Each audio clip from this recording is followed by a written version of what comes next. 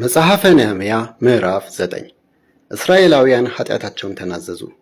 በዚያን ወር 24ኛ ቀን እስራኤላውያን ጾመው ማቅ ለብሰው በራሳቸው ላይ ትቢያ ነስንሰው በአንድነት ተሰበሰቡ። የእስራኤላውያን ዘር የሆኑትም ራሳቸውን ከባዕዳን ሁሉ ለዩ። ቆመውም ኃጢአታቸውንና የአባቶቻቸውን በደል ተናዘዙ። በያሉበትም ቦታ ቆመው ከአምላካቸው ከእግዚአብሔር ሕግ መጽሐፍ ሩብ ቀን አነበቡ። የቀረውን ሩብ ቀን ደግሞ ንስሐ በመግባትና ለአምላካቸው ለእግዚአብሔር በመስገድ አሳለፉ። ሌዋውያኑ ኢያሱ፣ ባኒ፣ ቀድሜል፣ ሰበንያ፣ ቡኒ፣ ሰራቢያ፣ ባኒ፣ ከናኒ በመውጫ ደረጃዎች ላይ ቆሙ። ወደ አምላካቸው ለእግዚአብሔርም በታላቅ ድምፅ ጮኹ። ሌዋውያኑ ኢያሱ፣ ቀድሜል፣ ባኒ፣ ሰበንያ፣ ሰራቢያ፣ ሆዲያ፣ ሰበንያና ፈታያ ተነስታችሁ ቁሙ፣ ከዘላለም እስከ ዘላለም የሚኖረውን አምላካችሁን እግዚአብሔርን ወድሱ አሉ። ክቡር ስምህ የተመሰገነ ይሁን፣ ከምስጋና ሁሉና ከውዳሴም በላይ ከፍ ከፍ ይበል። አንተ ብቻ እግዚአብሔር ነህ። ሰማያትን ከሰማያት በላይ ያሉትን ሰማያትና የከዋክብቶችን ሰራዊት ሁሉ፣ ምድርና በላይዋ ያለውን ሁሉ፣ ባህሮችንና በውስጣቸው ያሉትንም ሁሉ ፈጥረሃል። ለሁሉም ሕይወትን ትሰጣለህ፣ የሰማይ ሰራዊትም ይሰግዱልሃል። አብርሃምን የመረጥኸውና ከከለዳውያን ኡር አውጥተህ አብርሃም የሚል ስም የሰጠኸው አንተ እግዚአብሔር አምላክ ነህ። ልቡ ላንተ የታመነ ሆኖ ስላገኘኸውም የከናናውያንን፣ የኬጢያውያንን፣ የአሞራውያንን፣ የፌርዛውያንን፣ የኢያቡሳውያንና የጌርጌሳውያንን ምድር ለዘሮቹ ለመስጠት ከእርሱ ጋር ቃል ኪዳን ገባህ።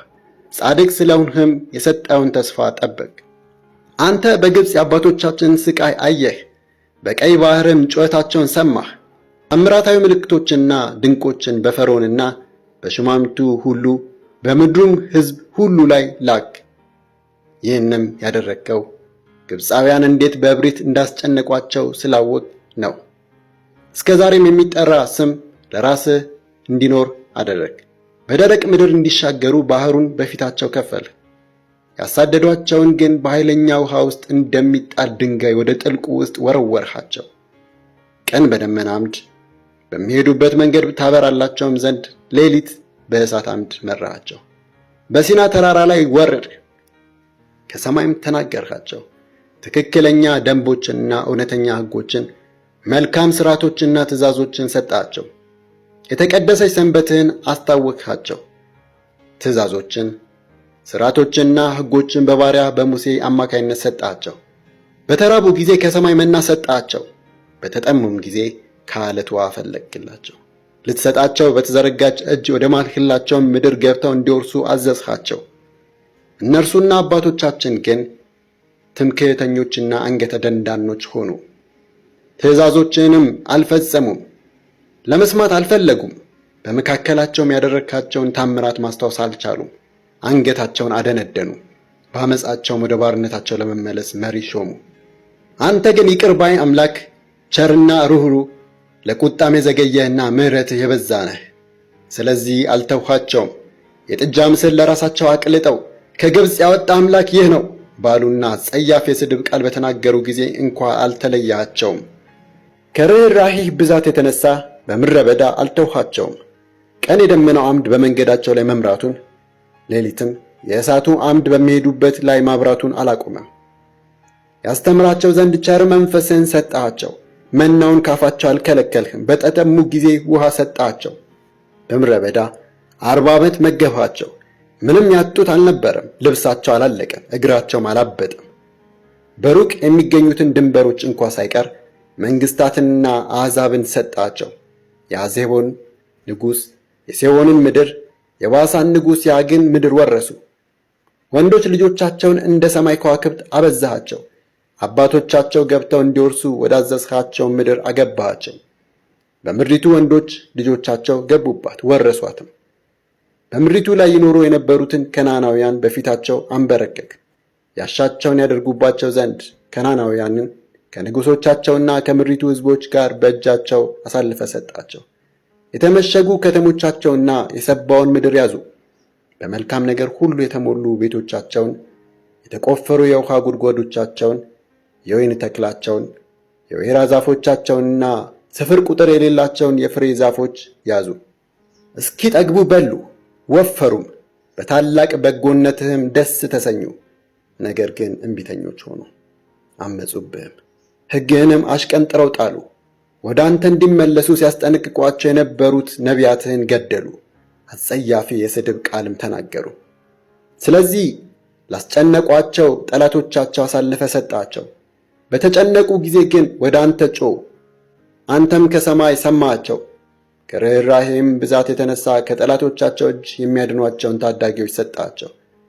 ነገር ግን ዕረፍት ባገኙ ጊዜ በፊትህ ክፉውን ነገር እንደገና ፈጸሙ። ከዚያም ይገዟቸው ዘንድ በጠላቶቻቸው እጅ ጣልሃቸው።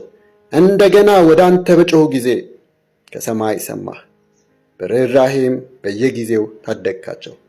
ወደ ሕግህ እንዲመለሱ አስጠነቀቅካቸው። እነርሱ ግን እብሪተኞች ሆኑ፣ ትእዛዞችህንም አልፈጸሙም። አንድ ሰው ቢፈጽማቸው በሕይወት የሚኖርባቸውን ሥርዓቶችን ተላለፉ። እምቢተኞች ሆነው ጀርባቸውን አዞሩብህ፣ አንገታቸውን አደነደኑ፣ መስማትም አልፈለጉም። ብዙ ዘመን ታገስካቸው፣ በነቢያትህ አማካይነት በመንፈስ አስጠነቀቅካቸው።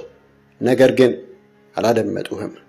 ከዚህም የተነሳ ጎረቤቶቻቸው ለሆኑ አሕዛብ አሳልፈ ሰጣቸው። አንተ ግን ቸርና መሐሪ አምላክ ነህና ከምሕረትህ ብዛት የተነሳ ፈጽመህ አላጠፋቸውም፣ አልተውሃቸውምም። አሁንም አምላካችን ሆይ ቃል ኪዳንህንና ዘላለማዊ ፍቅርህን የምትጠብቅ ታላቅ ኃያልና የተፈራ አምላክ ሆይ ከአሦር ነገሥታት ዘመን ጀምሮ እስከ ዛሬ ድረስ በእኛ በነገሥታታችንና በመሪዎቻችን በካህናቶችንና በነቢያታችን በአባቶቻችንና በመላው ሕዝብህ ላይ የደረሰው ይህ ሁሉ መከራ በፊትህ እንደ ቀላል ነገር አይታይ። በደረሰብን ሁሉ አንተ ጻድቅ ነህ፣ እኛ በደለኞች ነን። አንተ ግን ትክክለኛውን አደረግ። ነገሥታታችንን፣ መሪዎቻችንን፣ ካህናታችንና አባቶቻችን ሕግን አልጠበቁም። ትእዛዞችን ወይም የሰጣቸውን ማስጠንቀቂያዎች አልሰሙም። በገዛ መንግሥታቸው በሰጣቸው ታላቅ በጎነትህና በፊታቸውን ባዘጋጀህላቸው ሰፊና ለም ምድር እንኳ አንተን አላገለገሉም፣ ከክፉ መንገዳቸውም አልተመለሱም። እነሆ ዛሬም ባሮች ነን። አባቶቻችን ፍሬዋንና በረከቷን እንዲበሉ በሰጣቸው ምድር ባሮች ነን። ከኃጢአታችን የተነሳ የተትረፈረፈው መኸር ሲሳይ የሆነው በላያችን ላስቀመጥካቸው ነገሥታት ነው። እነርሱም ደስ እንዳሰኛቸው በሰውነታችንና በቀንድ ከብቶቻችን ላይ ያዛሉ። እኛም በታላቅ ጭንቀት ውስጥ እንገኛለን። የሕዝቡ መስማማት። ከዚህ ሁሉ የተነሳም ጽሑፍ ላይ በማስፈር ግዴታ የምንገባበትን የውል ስምምነት እናደርጋለን። መሪዎቻችን ሌዋውያኖችንና ካህናቶቻችንን ማተሞቻቸውን ያኖሩበታል።